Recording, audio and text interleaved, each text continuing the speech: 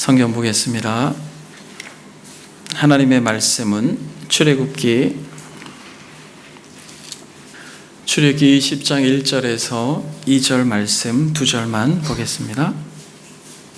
출애굽기 10장 1절 2절 다 같이 한 목소리로 읽겠습니다. 시작. 나는 너를 애굽 땅 종 되었던 집에서 인도하여 낸 내 하나님. 아멘. 신명기 5장을 한 번 더 보겠습니다. 1절과 6절을 읽겠습니다.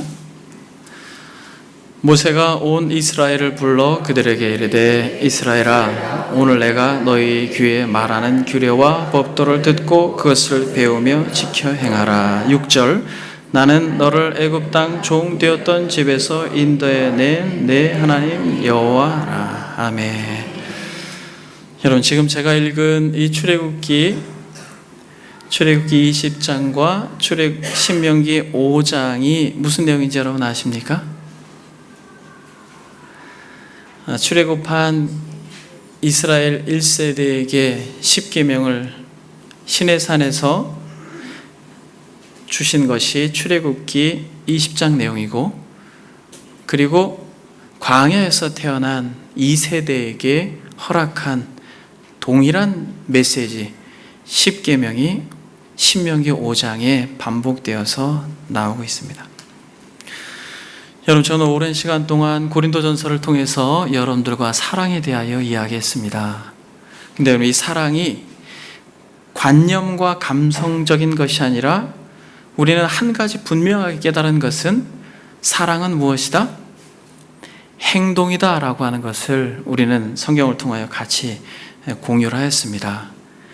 그러면 어떻게 행동하는 것인가 라고 하는 것에서 우리는 바로 10계명을 통하여서 이 땅을 살아가는 성도들이 살아가는 삶의 방식이 어떠해야 되는지를 우리는 이 10계명을 통하여서 깨닫고 또 배우게 됩니다. 저는 앞으로 여러분들과 10계명에 대하여 말씀을 같이 나누길 원합니다. 하나님께서 이 땅을 살아가는 성도들에게 주신 최고의 선물 3가지가 있다면 여러분 무엇입니까?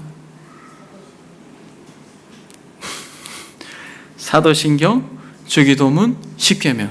여러분, 이것은 저와 여러분들에게 이 땅을 살아가는 정말 하나님을 사랑하는 성도들에게 주신 하나님의 최고의 선물입니다. 사도신경은 우리가 무엇을 믿고 있는가라고 하는 것을 가르치고 있고, 주기도문은 우리가 무엇을 소망해야 되는가.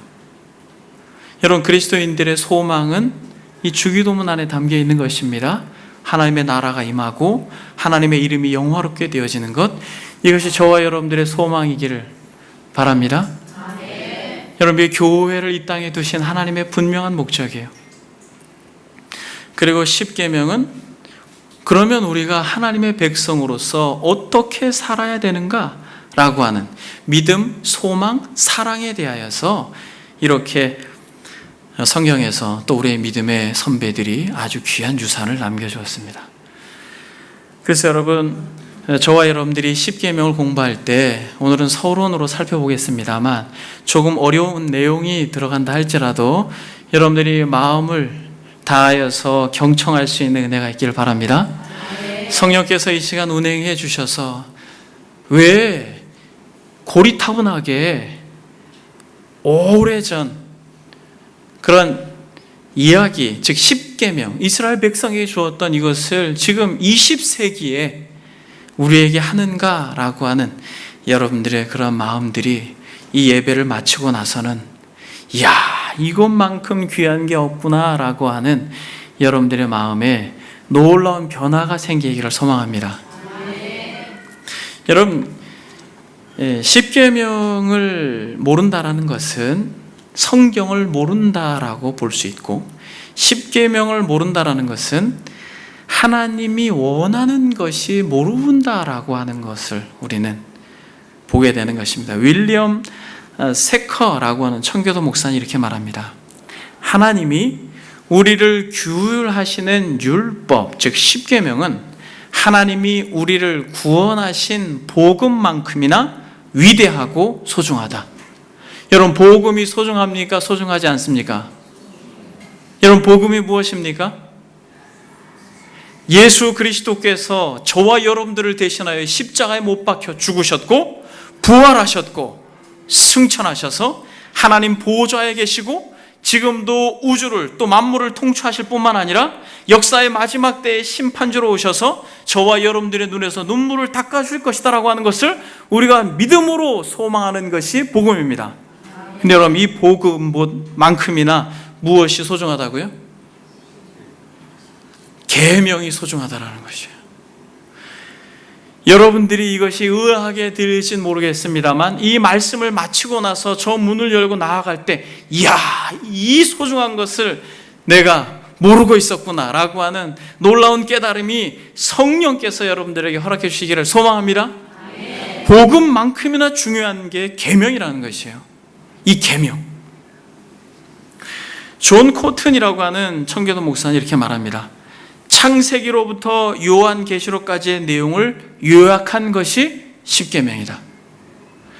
창세기로부터 요한계시록의 요약이라는 것입니다. 그러니까 여러분, 우리가 이것을 알면 성경을 아는 것이에요. 그리고 이것을 정확하게 우리가 알면 우리의 삶의 방식이 달라지는 것입니다. 그런데 여러분, 현대인들은 물론이거니와 현대 성도들이 십계명의 가치를 잘 모를 뿐만 아니라 십계명의 내용도 잘 모른다라고 우리는 보게 됩니다. 사랑새 문예교회 성도들, 이 자리에 계신 여러분들은 십계명을 1계명부터 마지막 계명까지 다 외우는 분들인데 적지 않은 이 교회를 출입하는 성도들이 십계명을 물으면 잘 대답을 못합니다. 여러분, 이것이 얼마나 중요하면 성경 속에 늘 항상 이 겉표면에 아주 큰 활자로 새겨놓았을까요? 십계명을. 여러분, 혹시 십계명을 다 분명하게 암송하십니까? 아멘?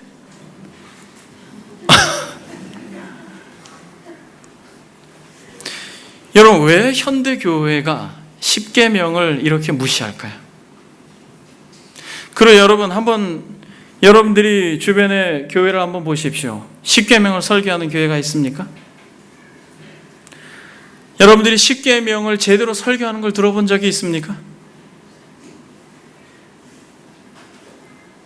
그래서 여러분, 저는 이 시간에 십계명의 서론, 십계명으로의 여행, 이렇게 제목을 잡았는데 이 십계명 서론에 대하여 여러분들과 이 시간 같이 생각해 보기를 원합니다. 조금 어려운 내용이 포함되어 있더라도 이것을 꼭 얘기를 해야 되기 때문에 여러분들이 인내하면서 들으시길 바랍니다.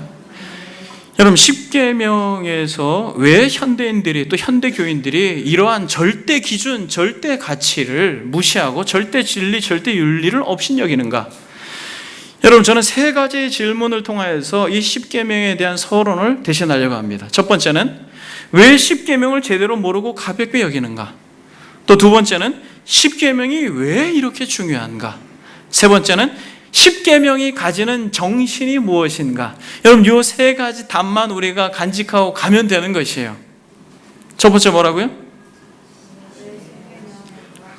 그럼 제가 질문하는 게 여러분 어려우면 주보에 미리 제가 설교를 요약해 놓았습니다. 그걸 보시고 힘있게 대답을 해주시면 제가 설교에 도움이 되겠습니다. 여러분, 첫 번째 질문이 뭐라고요? 여러분, 왜 십계명에 무관심합니까? 왜 이 십계명을 사람들이, 또 이 기독교인들마저, 성도들마저 왜 이 십계명을 터부시 여깁니까? 어떤 목사님은 이 십계명은 없애야 된다고까지 이야기해요. 전 너무 가슴 아픈 이야기입니다. 여러분, 십계명을 제대로 모르고 가볍게 여기는 것은 크게 두 가지 이유가 있습니다. 하나는 교회 밖에 문제가 있는 것이에요.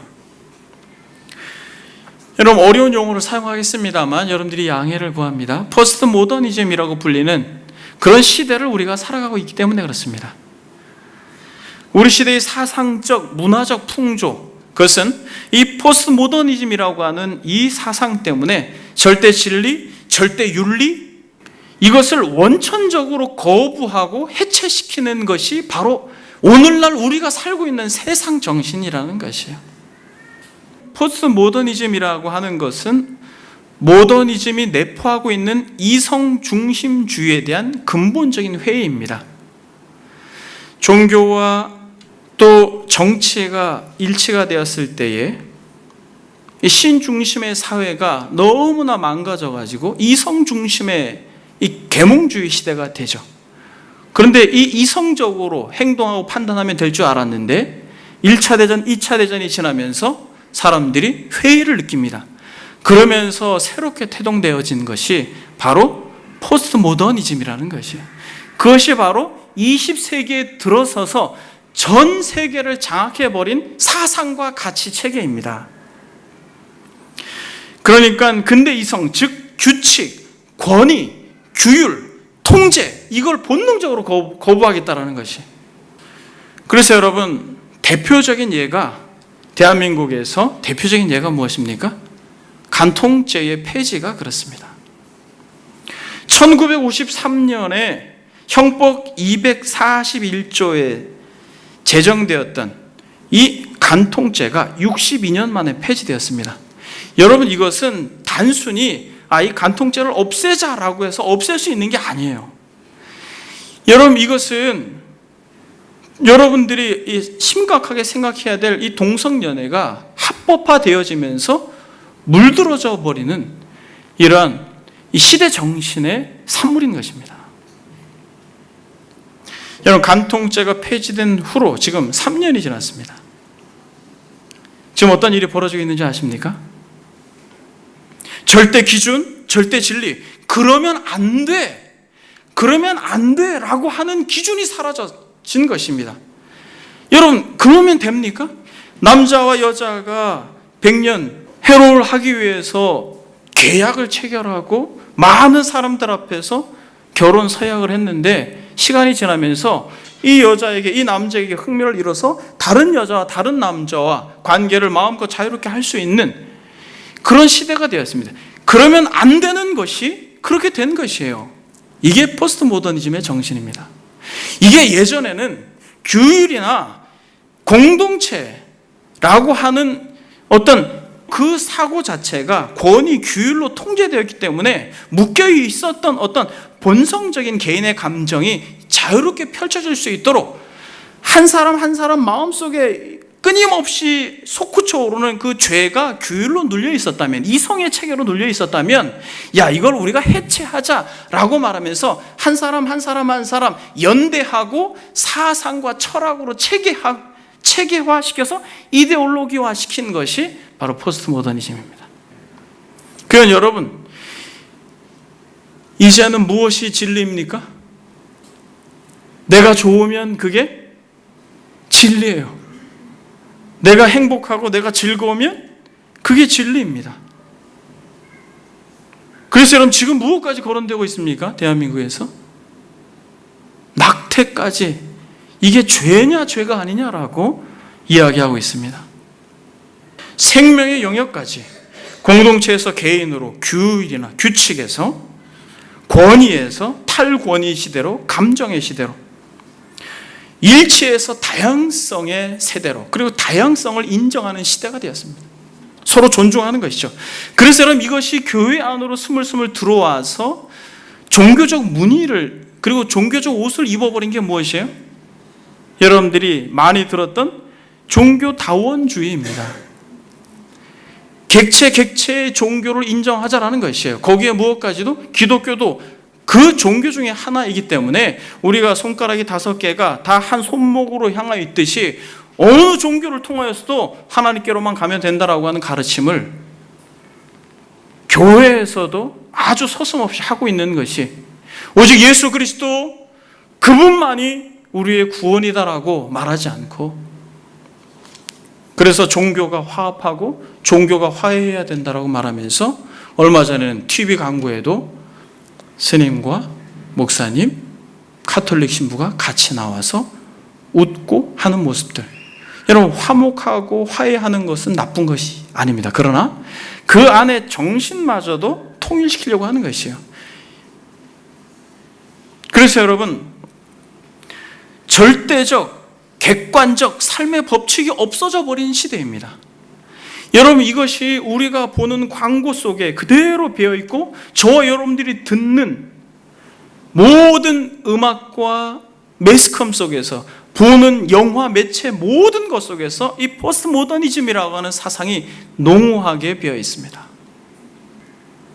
그래서 여러분, 이렇게 종교다원주의뿐만 아니라 이러한 개인주의에 입각해서 감정에 치우치다 보니까 십계명의 내용보다는 내적 치유, 성령의 은사, 축복 이런 것에 좀 과한 표현을 쓰겠습니다. 성도들이 미쳐 있습니다. 미쳐 있어요.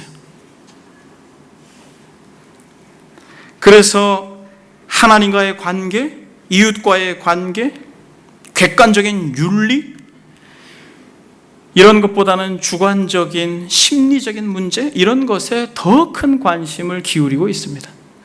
여러분, 왜 교회가 사회에서 지탄을 받고 있습니까?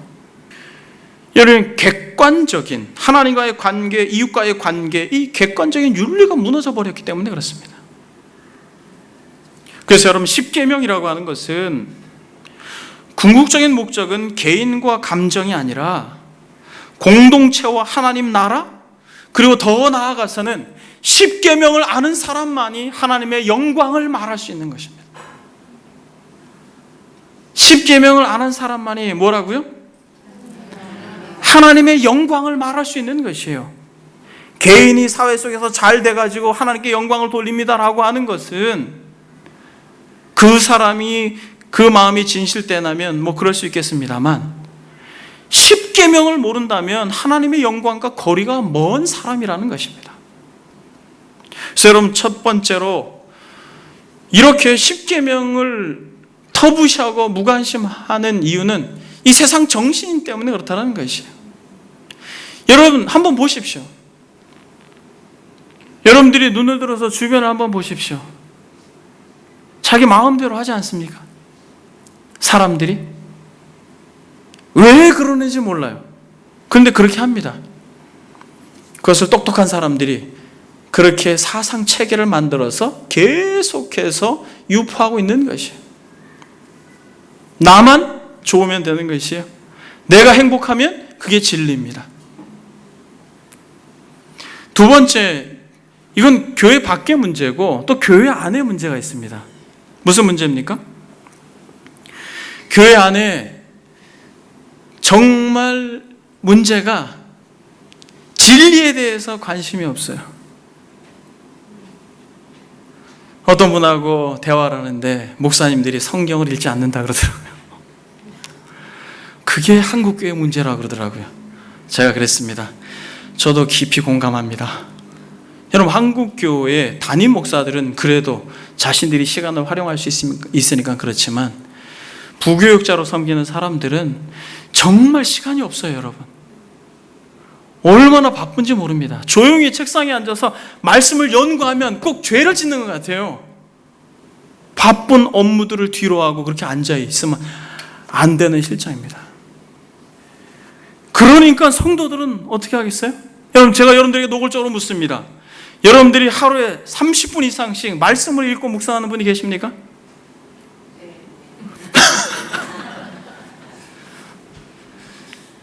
할렐루야. 조금 더 써야 됐는데 1시간 일했어야 됐는데 제가 우리 성도분들을 제가 너무 폄하한 발언을 해서 죄송합니다. 적지 않은 사람들이 너무 바빠서 성경을 읽고 묵상할 시간이 없어요. 자카르타에서 오신 분들은 그래도 그 귀한 시간들을 그렇게 많이 선용하는 분들을 제가 가까이서 뵀습니다만 우리 한국 사회의 현대인들이 조용한 시간을 내는 것이 여러분 너무 어렵죠.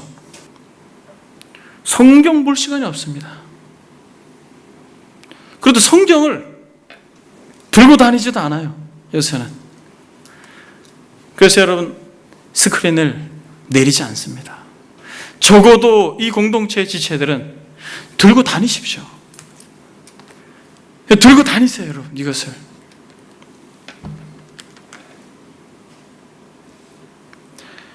진리에 대해서 무관심하고 무지합니다. 그래서 데이비드 웰슨이라고 하는 신학자가 책을 썼는데 무슨 책을 썼냐면 신학 실종, 신학을 잃어버렸다는 거예요.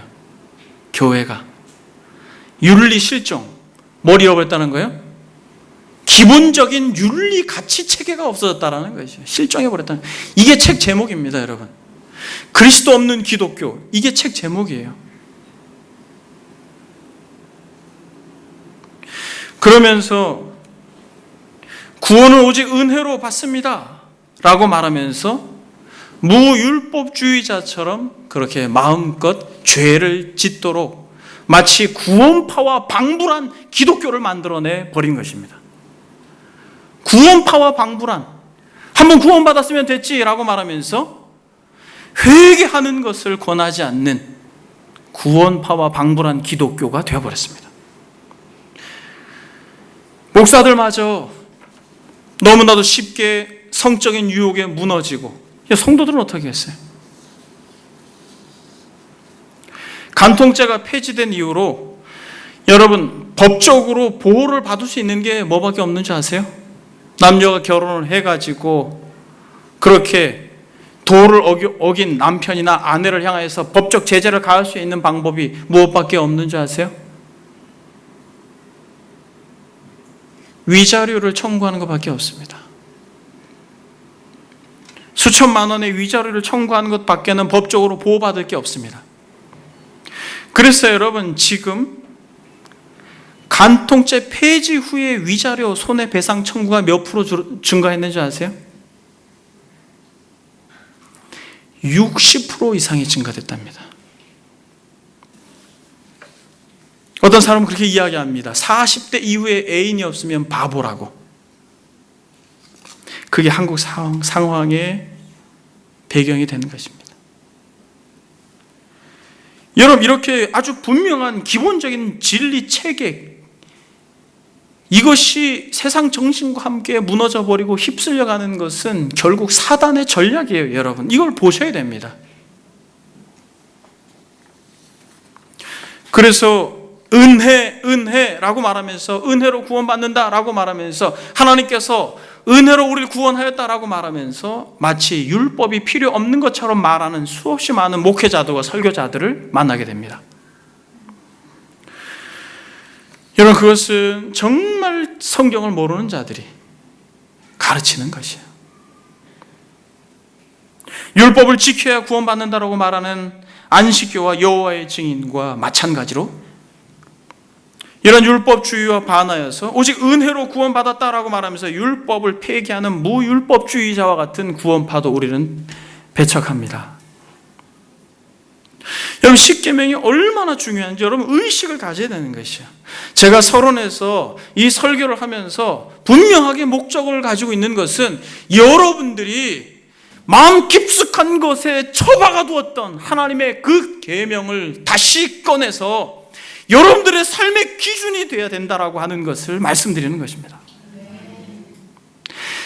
현대의 기독교인들이 그저 마치 건너방에 팽개쳐 버린 이 십계명의 가치가 얼마나 영광스러운지를, 그리고 이것이 하나님께서 얼마나 소중히 여긴 것인지를, 그리고 이것이 구약시대뿐만 아니라 지금 이 포스트 모더니즘 사회 속에서 내가 기준이 되어버린 이 세대에서도 하나님이 기준이라고 하는 것을 보여주고 있는 것이 십계명이라는 것을 여러분들이 아셔야 된다는 것이에요.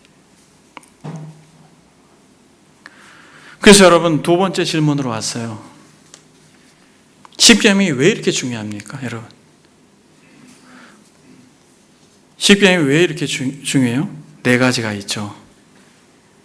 첫 번째로 하나님과 하나님의 백성과의 언약입니다. 이게 계명은 언약이에요. 출애굽기 19장에 보면 세계가 다 내게 속하였나니 너희가 내 말을 잘 듣고 내 언약을 지키면 너희는 모든 민족 중에서 내 소유가 되겠고 너희가 내게 대하여 제사장 나라가 되며 거룩한 백성이 되리라. 무슨 말이에요? 내 언약을 지키면이라고 말합니다. 계명을 주님은 정확하게 언약이라고 표현합니다. 여러분, 언약이 무엇이에요? 언약이라고 하는 것은 계약을 체결하는 것입니다. 하나님과 사람과의 계약을 체결했는데 그 계약의 내용은 무엇이에요? 한번 따라해 봅시다. 나는 너희 하나님이고 너는 나의 백성이다. 아멘? 여러분 믿습니까? 하나님이 여러분들이 하나님이십니까? 여러분들이 하나님의 백성이십니까? 우리 언약을 체결하는 것이에요. 그게 바로 오늘 이 십계명을 주시면서 서론격으로 하신 말씀입니다. 내가 애굽 사람을 어떻게 행하였음과 내가 어떻게 독수리 날개로 너희를 업어 내게로 인도하였음을 너희가 보았느니라 라고 말하는 것이 바로 방금 전에 인용한 말씀 속에 있는 내용입니다. 이게 무엇과 똑같습니까? 오늘 본문 말씀과 똑같은 것이죠. 하나님이 이 모든 말씀으로 말씀하여 이르시되 나는 너를 애굽 땅 종되었던 집에서 인도하여낸 너희 하나님 여호와라. 무슨 말이에요? 하나님께서 저와 여러분들을 어떻게 인도하셨습니까? 애굽에서 저와 여러분들을 어떻게 인도하셨어요?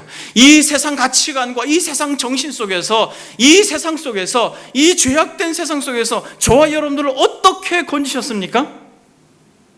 마치 애굽에서 종살이 하던 이스라엘 백성들을 출애굽시키듯이 저와 여러분들을 10가지 재앙, 하나님의 신적인 은혜와 능력으로 말미암아 거듭나게 하고 그러므로 말미암아 예수 그리스도를 통하여 하나님을 아버지라고 부를 수 있게 한 너무나도 특별한 하나님의 신적 기적으로 말미암아 우리를 애굽에서 건져 주셨음을 믿습니다.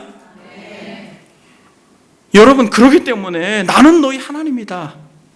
내가 애굽 사람에게서 어떻게 행하였고 내가 어떻게 독수리가 날개로 너희를 업어 내게로 인도하였는지 내가 보았다. 그렇게 인도했다라는 것이에요. 너희가 애굽의 종되었던 집에서 내가 너희를 인도하였다라고 말하는 것입니다. 여러분, 이것에서부터 십계명이 시작이 되는 거예요. 그러니까 하나님의 백성에게 있어서는 영적인 이스라엘 백성에게 있어서도 이 십계명만큼 소중하지 않은 게 없는 거예요. 만약에 여러분들이 이 십계명을 만약 터부시 여긴다면 여러분들은 노골적으로 나는 하나님과 언약을 어떻게 한 것이라는 거예요? 폐기한 것이다라고 말하는 것과 마찬가지입니다. 세상 정신이 어떠하든 어떠한 진리의 왜곡된 가르침이 여러분들의 마음을 어떻게 적용했든 간에 여러분들이 만약 이 십계명이라고 하는 것을 업신여기고 무시하고 그렇게 되어버리면 여러분들은 노골적으로 이 언약을 파괴해버린 것입니다. 여러분, 구약시대 때 언약을 어떻게 했어요? 피로 했습니다. 피로 언약을 맺었어요. 짐승을 쪼개가지고 거기를 같이 지나갔습니다. 언약을 맺는 거예요. 그래서 만약 이 약속 지키지 않으면 너 죽는다, 이렇게 짐승처럼 이렇게 되는 것입니다. 만약 언약을 폐기한다면 여러분들은 죽는 것이에요.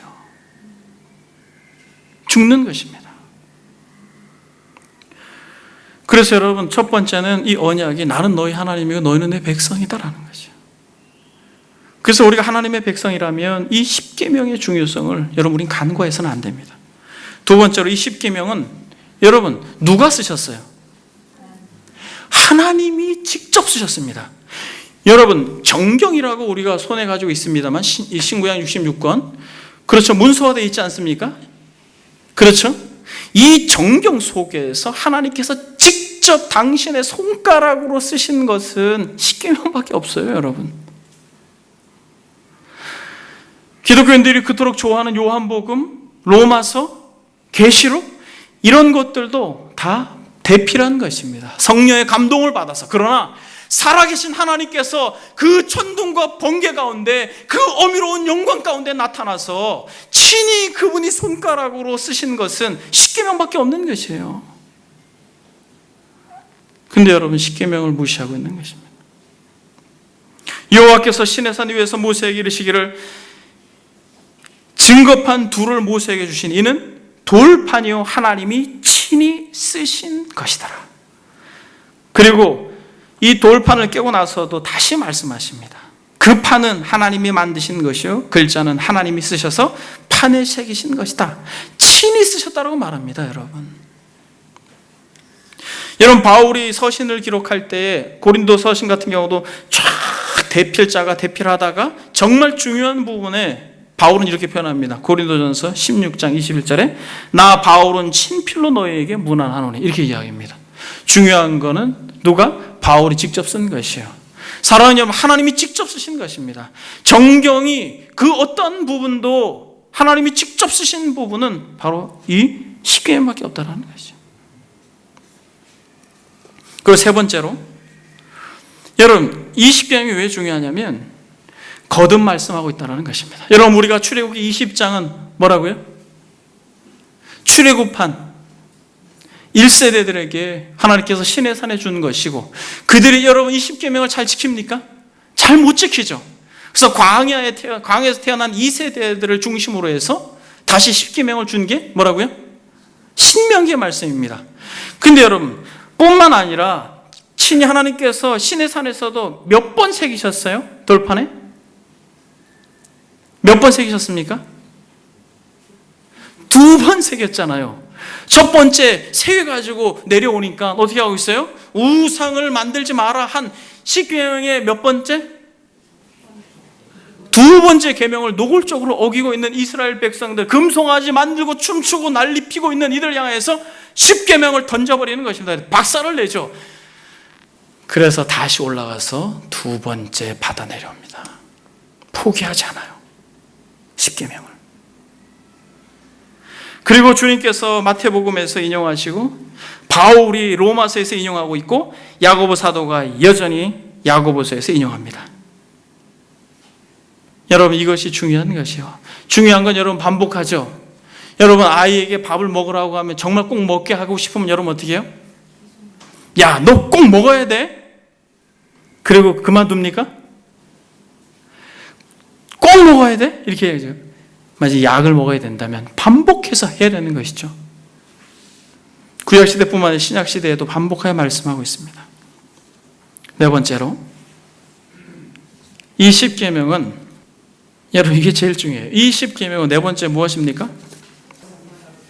여러분 이 십계명이 참된 성도와 거짓된 성도를 구분하는 시금석입니다. 여러분들은 정말 거듭난 하나님의 백성들이십니까? 여러분들은 십계명을 목숨처럼 여기십니까? 여러분 여기서 우리가 고민해야 되는 거죠. 여러분 여기서 우리는 진지하게 한번 우리를 돌아보아야 됩니다. 여러분 이건 성경을 한번 보겠습니다. 삭개오 이야기를 한번 보겠습니다.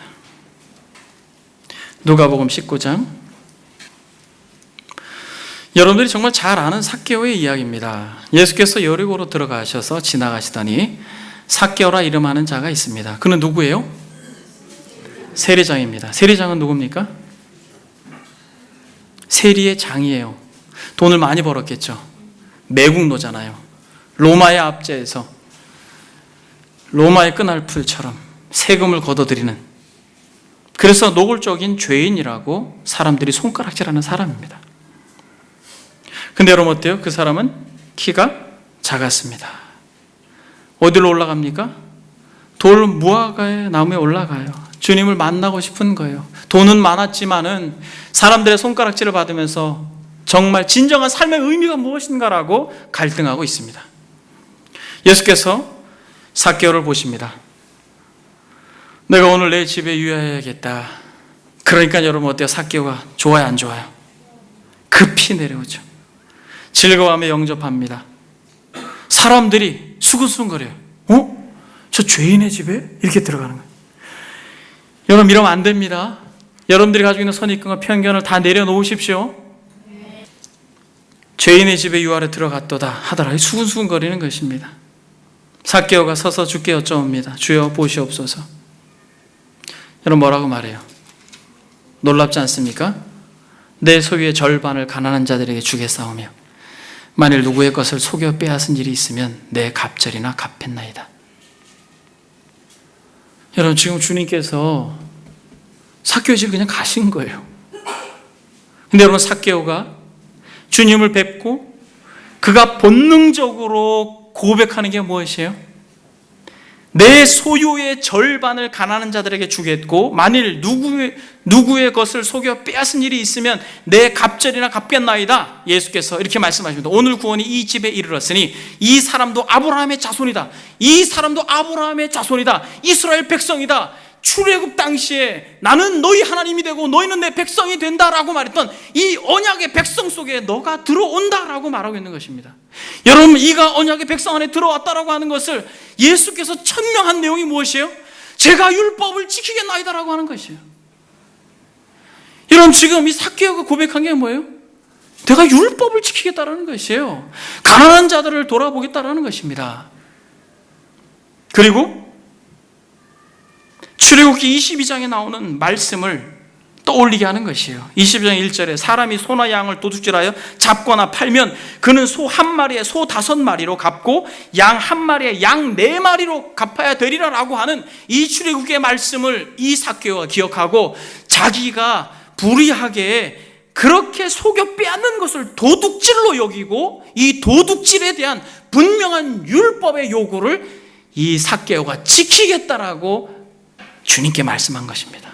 여러분, 지금 이 삭개오가 그 어거지로 이러고 있는 것처럼 보여요? 기쁨과 즐거움으로 감사한 마음으로 이렇게 하고 있는 것처럼 보여요? 여러분, 그들이 언약 백성이라는 것이에요. 십계명이 기쁜 사람이 언약 백성이라는 거예요. 이것을 지켜야지 내가 구원받는다라고 하는 건 율법주의요. 내가 은혜로 구원받았으니까 율법은 필요 없어라고 말하는 게 무율법주의라면 예수 그리스도께서 나의 죄를 위해 죽으시고 그가 사랑으로 율법을 완성하셨기에 그분의 사랑이 나에게 강수와 같이 흘러가 삭개오와 같이 만민이 손가락질는 죄인이었다 할지라도 만왕의 왕께서 하나님의 아들이 우리 집에 오셨다라는 것은, 내 마음에 오셨다라는 것은, 그가 나를 받아주셨다라는 것은 그의 사랑의 근거에서 나도 그가 완성하신 사랑, 하나님을 사랑하고 이웃을 사랑하는 그 사랑을 나도 실천해야 되겠다라고 하는 삶의 태도를 가지고 있는 것이 바로 언약 백성들의 특징이라는 것이에요. 그러니까 여러분, 우리가 믿습니다, 예수님 믿습니다 라고 말하면서 은혜만 말해서는 안 되는 것이요. 진짜 그가 은혜를 아는 자라면 나는 행함으로 나의 믿음을 보이겠다라고 말하는 것입니다. 여러분, 성경 한 구절만 더 보겠습니다. 마태복음 19장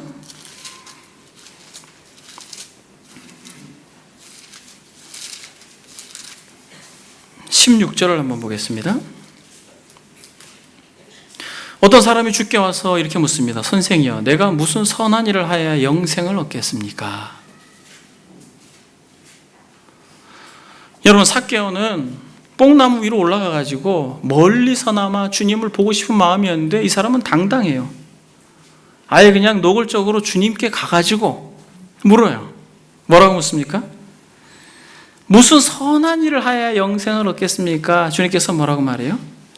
어찌하여 선한 일을 내게 묻느냐? 선한 이는 오직 한 분이시니 내가 생명에 들어가려면 뭘 해라? 계명을 지키라는 거예요. 여러분, 놀랍지 않습니까? 너 정말 생명에 들어가길 원하니? 계명 지켜. 이렇게 이야기한 거예요. 근데 여러분, 더 놀라운 것은 어느 계명입니까? 주님께서 10계명을 이야기합니다. 살인하지 말아라, 간음하지 말아라, 도둑질하지 마라, 거짓 증언하지 마라, 내 부모를 공경하라, 내 이웃을 내 자신과 같이 사랑하라 하신 것이라. 청년이 뭐라고 말합니까? 내가 다 지켰습니다. 여러분, 지금 이 청년은 착각하고 있는 것입니다. 자기가 다 지켰대요. 무엇이 더 부족합니까? 라고 말하니까 주님께서 노골적으로 도전합니다. 너가 정말 온전하고 잘진데 가서 내 소유를 팔아 가난한 자들에게 주라. 그리하면 하늘에서 보화가 내게 있으리라. 그리고 와서 나를 따르라. 그 청년의 재물이 많음으로 이 말씀을 듣고 근심하며 가니라. 여러분, 삭개오 얼마나 대조적이에요. 이 사람은 아주 당당하고 떳떳하게 주님께 와가지고 어떻게 하면 영생을 얻습니까? 라고 말하면서 나 계명 다 지켰습니다 라고 말하는데, 근데 진짜 계명을 모르는 자죠. 계명이 뭔지 모르는 자예요. 여러분, 이 청년이 근심하며 가는 것이에요. 이 사람은 계명이 무겁게 다가와요. 근데 여러분, 삭개오는 주님을 만난 그 감격과 기쁨으로 아주 즐거이 주께서 요청하지도 않았어요. 그렇게 말씀하지도 않았지만은 그의 전 재산 세리장입니다. 여러분, 장. 이것을 반이나 주겠다라는 것이에요. 그리고 만약 내가 속여 빼앗았다면 4배로 갚겠다라고 계명을 기꺼이 지키는데, 이 청년은 불쌍하죠. 자기가 대단한 신앙인이래요. 계명을 잘 지킨대요. 다 지켰대요. 또 무엇이 있습니까? 아무것도 모르는 사람이죠. 영생과 거리가 먼 자입니다.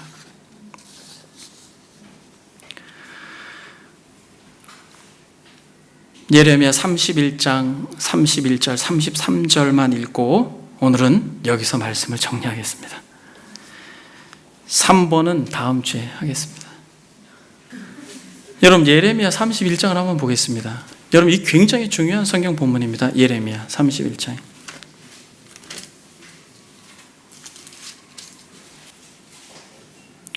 예레미야 31장 31절 33절 여러분 같이 한번 읽어보겠습니다. 시작.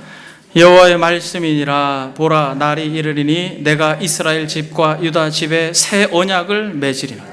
이 언약은 내가 그들의 조상들의 손을 잡고 애굽 땅에서 인도하여 내던 날에 맺은 것과 같지 아니할 것은 내가 그들의 남편이 되었어도 그들이 내 언약을 깨뜨렸음이라. 여호와의 말씀이라. 그러나 그날 후에 내가 이스라엘 집과 맺을 언약은 이러하니 곧 내가 나의 법을 그들의 속에 두며 그들의 마음에 기록하여 나는 그들의 하나님이 되고 그들은 내 백성이 될 것이라. 아멘. 여러분, 무슨 말이에요 지금?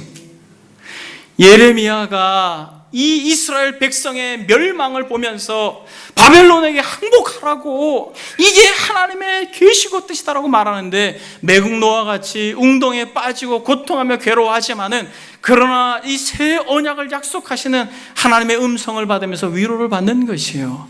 이스라엘 백성들이 그렇게 내가 마치 남편이 아내를 맞이한 것 같이 애굽에서 출애굽시켜서 그렇게 구원하여 품었지만은, 그렇게 내가 손을 잡고 데리고 나왔는데 마치 소돔과 고모라가 멸망할 당시에 롯과 그의 처와 딸들을 데리고 급히 나온 것처럼 애굽 땅에서 그렇게 급히 데리고 나왔는데, 남편처럼 그렇게 데리고 나왔는데 이들이 그것을 지키지 못했다라는 것입니다. 그래서 하나님께서 새 언약을 주시겠다라는 것입니다.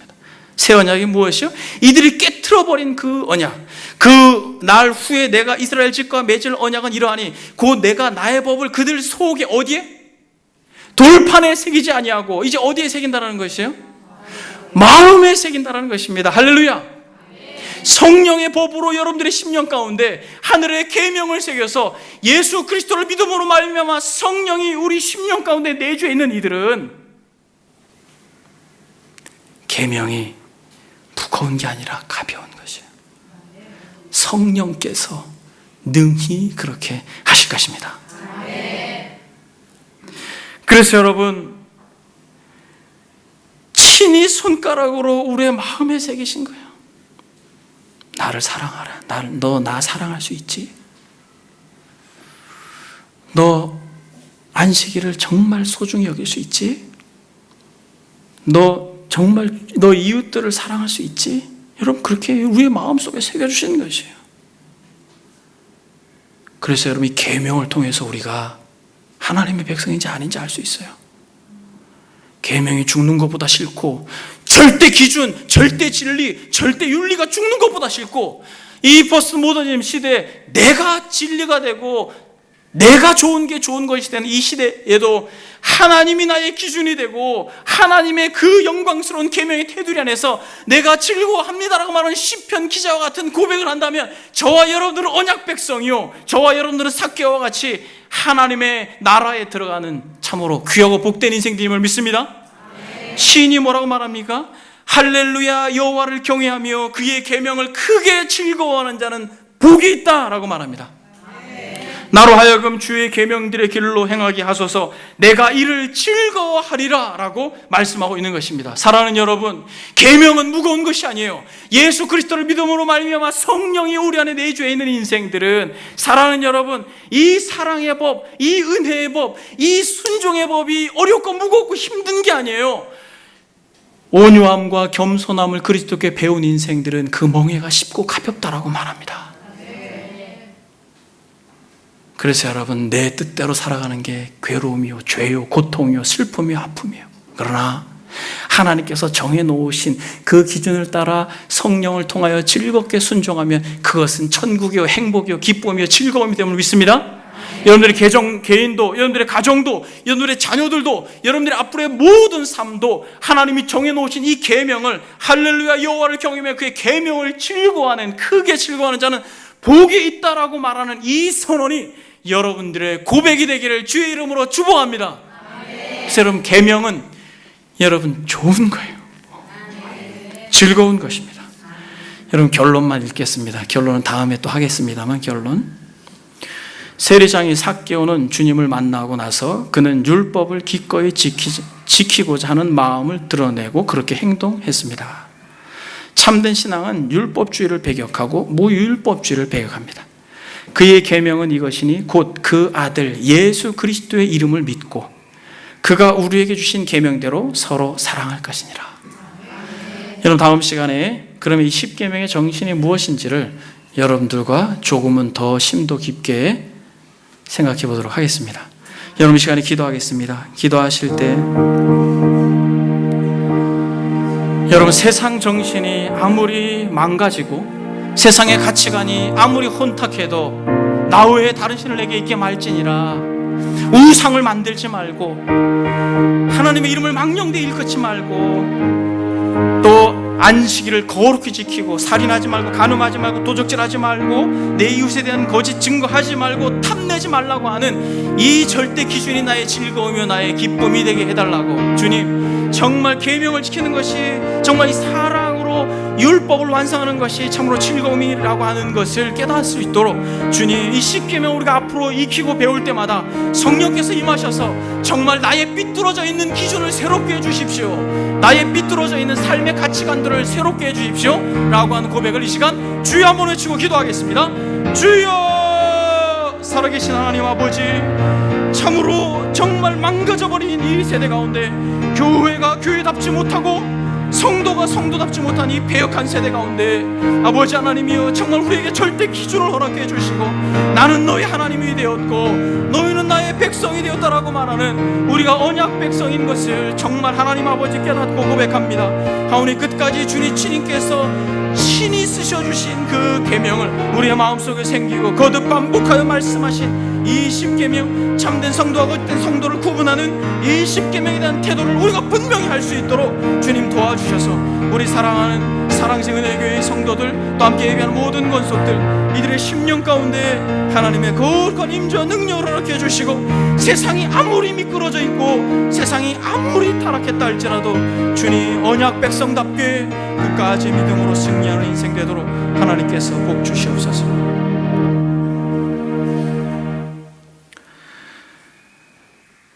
내 마음을 다하고 목숨을 다하고 뜻을 다하여 주 너희 하나님을 사랑하라 하셨으니 이것이 크고 첫째 되는 계명이요 둘째도 그와 같으니 내 이웃을 내 자신과 같이 사랑하라 하셨으니 이 두 계명이 온 율법과 선지자의 강령이니라.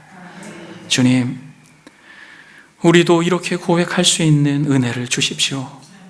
나로 하여금 주의 계명들의 길로 행하게 하소서. 나로 하여금 주의 계명들의 길로 행하게 하소서. 내가 이를 즐거워하매니이다. 주님, 계명을 크게 즐거워하는 자가 복이 있다 말씀하셨으니 친히 우리의 마음판에 새기신 그 하나님의 법을 우리가 기쁨으로 감당하고 때로는 그 가운데 좌절되고 절망할 때마다 우리가 회개하고 돌이킴으로 우리가 언약 백성인 것을 확인하고 나그네와 행인처럼 사는 삶의 여정 가운데 있지만은 끝까지 주의 나라를 소망하며 영생을 누리며 사는 복된 권속들 되도록 주님 우리를 기억하여 주옵소서. 피처 사랑의 빛 외에 아무에게든지 아무 빛을 지지 말라. 남을 사랑하는 자는 율법을 다 이루었다 말씀하신 것처럼 주님 우리가 사랑할 수 있는 용기를 허락해 주옵소서. 감사드리며 예수님의 이름으로 기도드립니다. 아멘.